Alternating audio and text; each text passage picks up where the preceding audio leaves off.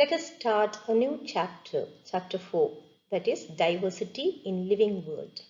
There are millions of animal species on earth. It will be very difficult to categorize them in different groups. However, with the help of basic fundamental features such as level of organization, symmetry, cell organization, nature of coelom, segmentation, notochord, scientists have classified animals into various groups. Let's understand each of these basic fundamental features in detail. Level of organization is the first basic fundamental feature that deals with the pattern of cell organization in an animal. There are four patterns of cell organization. First one, cellular. Second one, tissue. Third, organ. Fourth, organ system. Sponges exhibit cellular level of organization, where cells are loosely arranged. Tissue level of organization is more complex and is displayed in cylindroids. Here, the cells that perform the same function are arranged into tissues. Organ level of organization is exhibited in members of Platyhelminthes and other higher phyla. Here, the tissues are grouped to form organs and each organ performs a particular function. The last cell pattern is the organ system level of organization. Here, the organs are associated with one another to form a functional system, where each system performs a specific physiological function. Animals like annelids, arthropods, mollusks, echinoderms, chordates exhibit this level of organization. Organ system can also define complexity in various animal groups. For example, Platyhelminthes have an incomplete digestive system, where a single opening outside the body cells the mouth and the anus. Whereas humans have a complete digestive system. There has two openings,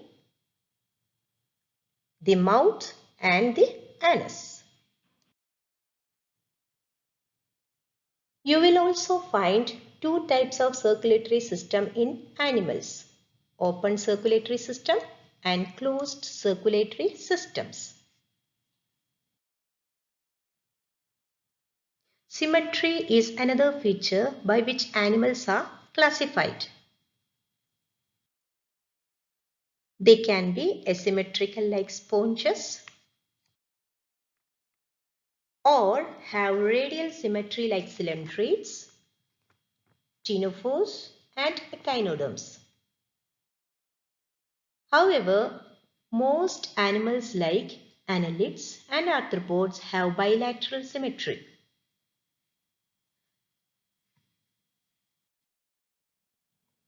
Cell organization is the next feature used for classification. There are two types of cell organization. They are diploblastic and triploblastic. Coelenterates have diploblastic organization, where the germinal layers of cells consists of external ectoderm and an internal endoderm. Members from phylum Platyhelminthes to chordates have triploblastic type of organization, whereas the third germinal layer, the mesoderm, is found between the ectoderm and endoderm.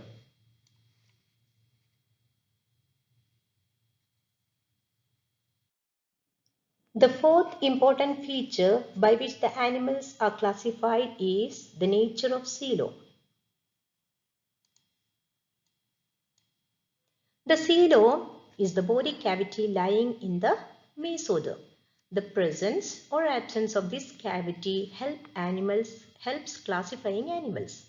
There are three categories: coelomates, acoelomates, and pseudocoelomates.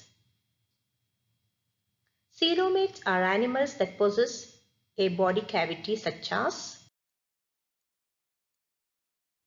annelids, mollusks, arthropods, echinoderms, hemichordates, and chordates.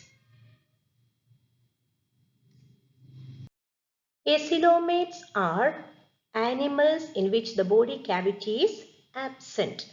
Acoelomates are animals in which the body cavity is absent, such as Platyhelminthes. Pseudocoelomates are animals that possess pseudocoelom, such as Aschelminthes. The pseudocoelom is the body cavity in which the mesoderm is not lined but rather scattered between the ectoderm and endoderm. Some animals are also classified on the basis of segmentation. The body of some animals can be divided externally and internally into segments. So some animals are classified on the basis of segmentation. Some are divided externally and internally into segments. Sometimes the segments in animals have serial repetition in some organs, which is seen in earthworms. You can see here in this diagram. This phenomenon is termed as metamerism.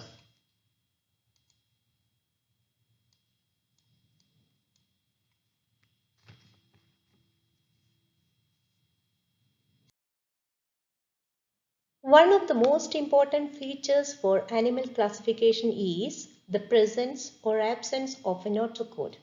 Some animals develop a rod-like structure on the dorsal side during embryonic development, which is known as notochord.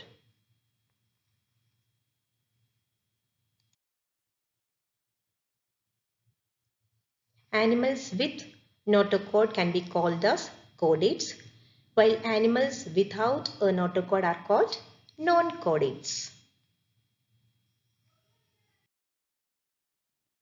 Members of phylum Porifera to Echinodermata are non-chordates.